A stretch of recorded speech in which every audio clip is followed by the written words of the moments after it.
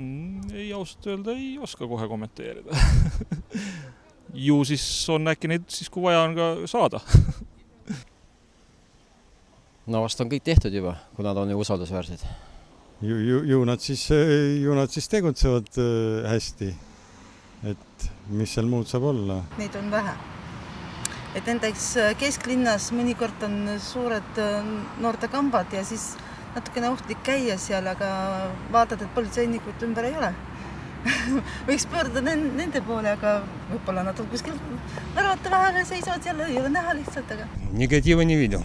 Да я даже, если честно, без понятия, потому что никогда с этим не сталкивался и даже ничего не могу по этому поводу сказать. Вот, если честно, за всю жизнь практически не было таких случаев вообще общения с полицией.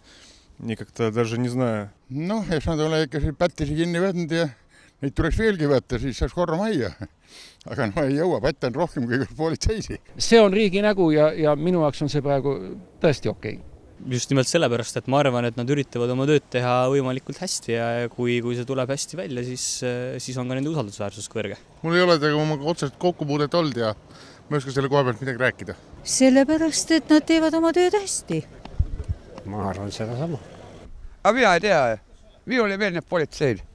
Nad ainult petavad ja kurat ainult tõmbavad riiki ja mina ei tea. Rohkem ei tea. Eks see usaldus tegib aastatega, ega seda nagu päevadega ei saa koguda või kuudega. Ma arvan seda. Eesti politsei ei oska öelda. Teevad järsku oma tööd hästi. Sest teevad oma tööd. Ja teevad hästi teevad.